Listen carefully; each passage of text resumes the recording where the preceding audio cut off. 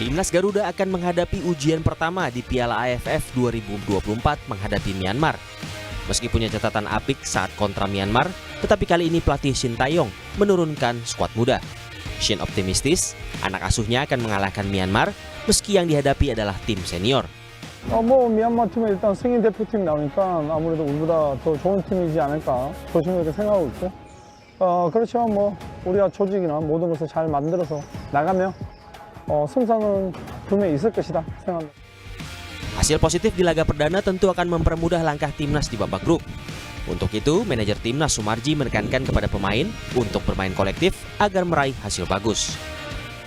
Kami menekankan kepada para pemain agar betul-betul besok itu betul-betul bermain bagus, bermain dengan kekompakan, bermain dengan tim, dan terutama bagaimana mental para pemain itu sudah bisa dijalankan sesuai dengan yang diajarkan selama ini. Karena kan kaitannya dengan mental para pemain ini penting sekali. Kalau kita bisa mendapatkan hasil yang positif, tentu kedepannya akan lebih mudah untuk menghadapi tim.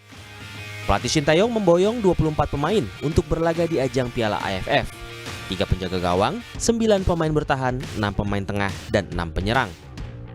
Di antara deretan pemain muda, STY tetap menyelipkan sejumlah pemain timnas senior seperti Asnawi Mangkualam, Pratama Arhan, Marcelino Ferdinand, hingga Rafael Struik.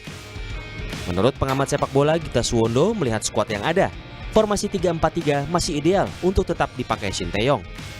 Saya pikir dengan skuad yang dimiliki oleh STY sekarang yang ditentukan oleh STY, saya pikir cukup peluangnya untuk bermain dengan pola yang sama ya, 3-4-1-2 atau 3-4-3. Artinya dengan 3 center back, kemudian 4 pemain tengah di mana 2 diantaranya adalah winger, back Pratama Arhan dan Asnawi Mangkualam yang kebetulan adalah 2 pemain senior. Kemudian Marcelino akan menjadi inti di belakang dari 2 striker, entah itu Arkan Kakak atau Hoki Caraka. Publik tentu menanti apakah dengan skuad muda, Timnas Garuda akan meraih kemenangan malam ini.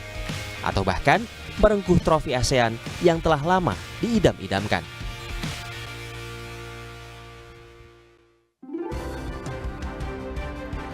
Lalu apakah Timnas akan meraih hasil positif malam ini? Kala melawat ke Myanmar, kita ulas bersama analis sepak bola Erwin Fitriansyah yang sudah bergabung di studio. Selamat malam Mas Erwin. Selamat malam Mas Radi. Mas Erwin, kita bahas lini per lini saja langsung nih. Oke. Kita langsung dari belakang. Tapi kalau lihat pola yang dimainkan oleh Shin Tae-yong ini sepertinya tidak akan jauh dari 3-4-3 ini ya, perkembangannya. Nah, kalau melihat nama-nama yang ada di sini, di belakang saja ada Kakang Rudianto, ada Muhammad Ferrari dan juga Kadek Arel. Ini sudah ideal atau ada nama lain yang bisa mengisi posisi ini yang lebih ideal sebenarnya? Ya, ini sebenarnya pemain-pemain yang punya jam terbang di klub ya, di klub masing-masing itu mereka sudah punya, kayak Kakang itu main di Persib, Kadek Arel sudah main di Bali United, Ferrari di Persija. Ini pemain-pemain yang sebenarnya punya menit bermain yang cukup banyak. Meskipun mereka usianya ini masih di bawah 22 tahun. Jadi ya ini paling tidak ideal. Di semua lini ini pemain-pemain yang ideal yang kita akan mereka-reka karena kan ini baru pertandingan pertama. Siapa nih yang akan dimainkan oleh coach STY gitu. Oke. Mas Erwin, kalau tadi lini belakang sudah kita bahas, ini pemain-pemain yang punya jam terbang tinggi. Bagaimana dengan penjaga gawang? Penjaga gawang Cahyo Supriyadi ini di Bekasi FC ya? Yeah. Ini punya juga kapasitas yang sama dengan Dava. Kalau kita compare dengan Dava bagaimana? Kalau Dava itu kan main di klub di Borneo FC, dia saingannya sama Nadeo yang lebih senior. Mungkin Cahyo Supriyadi kalau soal menit bermain, dia dari Bekasi, dari Liga 2 gitu. Tapi kan Cahyo Supriyadi mungkin menit bermainnya jauh lebih banyak dan Coach Shin Tae-yong ini mungkin juga ya karena baru pertandingan pertama bisa jadi mempercayai Cahyo Supriyadi untuk jadi starter. Oke, itu tadi lini pertahanan kita. Bagaimana dengan lini tengah kita? Ada Asnawi Mangkualam, ada Raihan Hanan, ada juga Arkan Fikri dan juga Pratama Arhan.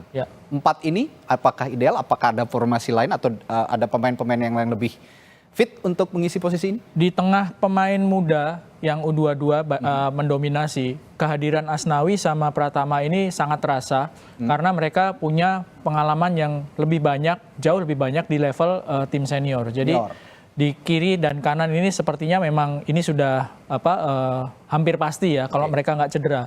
Di tengah ada Hanan, ada Arkan Fikri. Mungkin juga ada nama Robbie Darwish di situ ya. Oke, betul. Tapi kita nggak tahu siapa yang akan dimainkan oleh Coach Sintayong. Tapi ini sudah bisa menopang lini tengah lah ya, ya, paling tidak ini cukup ideal. Paling ideal. tidak di kiri kanannya ya mereka yang hampir pasti ya. Dan tentu saja baik Asnawi maupun juga Pratama Arhan ini bisa punya influence positif buat dua pemain lainnya yang ada di tengah ini ya. Oke, ini di lini tengah. Lalu kita akan beranjak ke depan, ada Ronaldo Kuate, Hoki Caraka, dan juga Marcelino Ferdinand. Kalau tadi ada 2 pemain senior di lini tengah, sekarang sepertinya 1 pemain 2 ya, dengan Hoki Caraka juga sudah ada di timnas senior ya. Senior ya. Ada 2 pemain timnas senior juga yang ada di U22 ini. Bagaimana melihatnya? Kalau dari lini depan masih ada nama Rafael Struijk. Rafael Struijk, ya. Rafael ini kan baru bergabung dan dia posisinya sama dengan Hoki Caraka. Atau misalnya kalau misalnya Hoki tetap dimainkan sebagai striker paling depan nomor 9, Rafael bisa bermain di posisinya Ronaldo. Jadi posisi lini depan masih bisa diutak-atik karena kedatangan dari Rafael. Oke. Posisi 3-4-3 dengan komposisi pemain seperti ini. Nah, kalau saya tanya lebih lanjut juga dari formasi 3-4-3 ini, kan Sintayong punya kebiasaan ya. Ketika bertahan formasinya berubah menjadi 5-3-2. Ketika menyerang menjadi 3-5-2. Nah, posisi atau formasi seperti yang kita saksikan ini, invert begitu, itu impact-nya sudah bagus sejauh ini untuk timnas sebenarnya?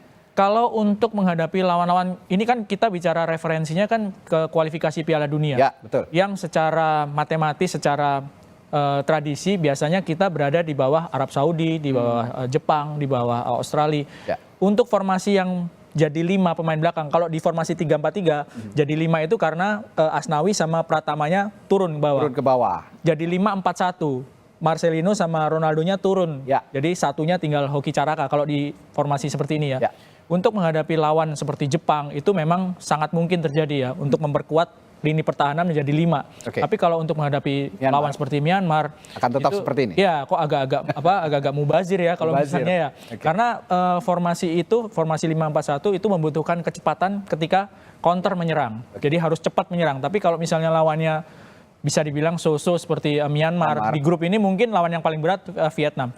Kalau lawan Myanmar sepertinya 3-4-3 ini masih tetap bisa menjadi andalan sih. Oke. Sehingga 3 pemain yang berada di depan ini terus optimal untuk menggedor gawang lawan begitu ya. Tidak harus membantu pertahanan ataupun juga lini tengah seperti ini begitu ya. Kalau bertahan mungkin juga mereka akan bertahan bahkan Hoki juga di posisi nomor 9 atau Rafael atau Hoki juga pasti akan bertahan, tapi tidak terlalu turun ke dalam menurut saya sih. Nah, ini pemain kunci sekaligus pemain senior yang ada di skuad AFF 2024. Ada Asnawi, Ferrari, Arhan, Hoki Caraka, Rafael Struijk dan juga Marcelino Ferdinand.